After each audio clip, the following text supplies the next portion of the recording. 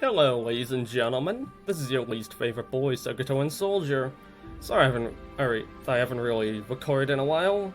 I've been very sick. I probably still sound weird, don't I? But who cares? I'm here to tell you some random fun World of Warcraft lore facts. Here we go. First things first, the Curse of Flesh. The Curse of Flesh is basically what turned all the Titan-forged races into the mortal beings we now know today, such as the Dwarves, the Vrykul, and the Tol'vir. Reason the old gods did this is to make them more susceptible to corruption, which clearly worked. I mean, it would explain cults like the Twilight's Hammer, you know? Fun fact number 2, the Halls of Valor, Odin's domain. This place was originally part of Ulduar, but since he thought that the idea of the dragons protecting the world was a stupid idea, he decided, yeah, fuck these guys, I'm gonna do my own thing. And so, he and Helya raised up the Halls of Valor up to the sky, and Odin began doing what he does now, creating the Valjar. Fun fact number 3, the Murlocs. In spite of them being one of the oldest known races in all of Azeroth, we still know so very little about them. Like where they came from, their history, how they became what they are today. Unfortunate. Also, Blizzard, please for the love of God, make them playable already, you freaking cowards! Thrall. He first became war chief at only 19 years old. Which, I was kind of surprised, like, hold up, he was only 19? Motherfucker looked like he was already in his 30s! Yeah, well, which leads to this little fun fact about orcs. They technically reach maturity by 16, as opposed to 18 for humans and 17 for trolls. So yeah, Thrall was pretty young when he became war chief. Next up, I think it's no secret that a lot of stuff in WoW is heavily based off of real-life history and mythology. And the case couldn't be any more the same when it comes to WoW's deities, the Titans, the gods, and all that other stuff. A lot of it is heavily based on old mythologies. Pelagos. The guy who would eventually become the new Arbiter of the Shadowlands. So, in life, he was originally a woman. But when he died and his soul reached the Shadowlands, he became a guy. He explains it right here. Let me read this out to you. I appreciate your listening. Truly, as Soulbinds, I know I can trust you. Pelagos takes a deep breath, then exhales slowly. I had a female form in life. I don't recall my former name, or even my race, but I never felt like my physical form represented who I was inside. It never felt as clear to me then as it does now. I struggled with that identity for my entire life. But when I arrived in Bastion, I became an aspirant that looked like, well, Pelagos gestures to himself, this, a male form.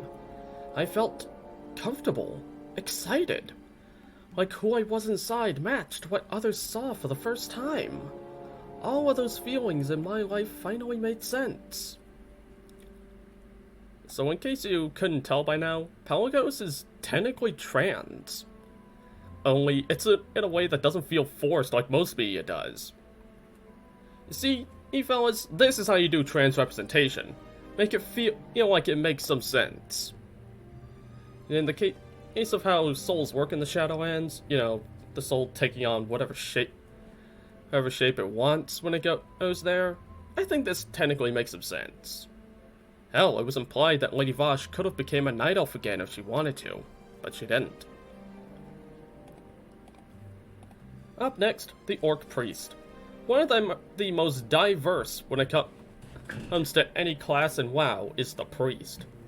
Because a lot of races have their own interpretation of the light, or even something else entirely that they call upon for their holy powers.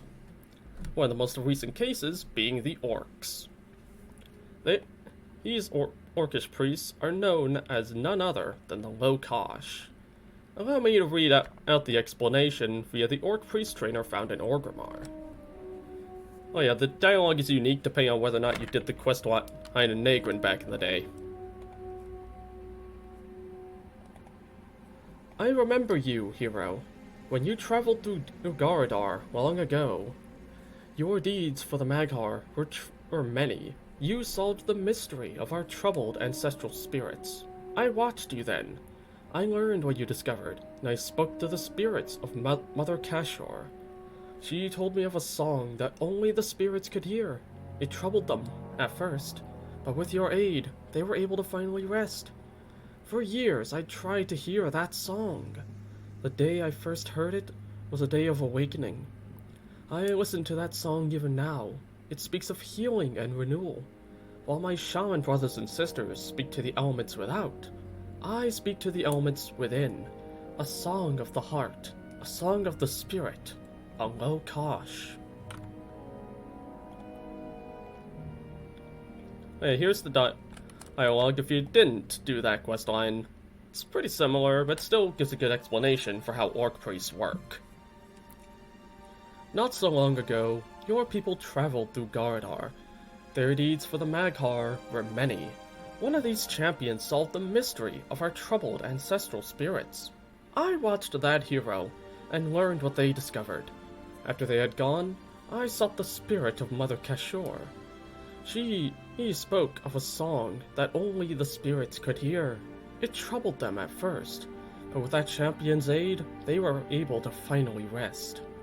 For years, I tried to hear that song. The day I first heard it was a day of awakening. I listen to that song even now. It speaks of healing and renewal. While my shaman brothers and sisters speak to the elements without, I speak to the elements within. A song of the heart, a song of the spirit, a low kosh. It's pretty cool stuff, eh? Really cool. Oh yeah, this person currently trains other orc priests within Orgrimmar. You can find her in the Alley of Honor. And final fun fact for the day, the Ogron. One of the more interesting monsters from Warlords of Draenor. I'm sure some people were wondering when traveling throughout alternate Draenor, where were these creatures in Burning Crusade? Well, if you talk to Rokon at the Horde Garrison, he gives an answer. It turns out in our timeline, when the original Horde had formed, they slaughtered the Ogron to fricking extinction. God damn.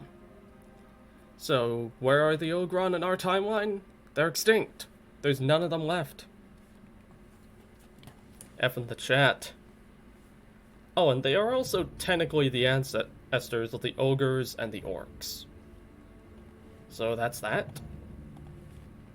I really hope y'all enjoyed this little fun fact video. If you liked what you saw, you know what to do. Like, comment, subscribe, all that stuff. I have a Discord, or if you want to join it, we have fun there. If you want to waste your money on me, there's a Teespring in the description down below as well. And of course, there's all my social medias if you want to follow those. That would be pretty cool. Take care of yourselves. I love you all. Bye-bye.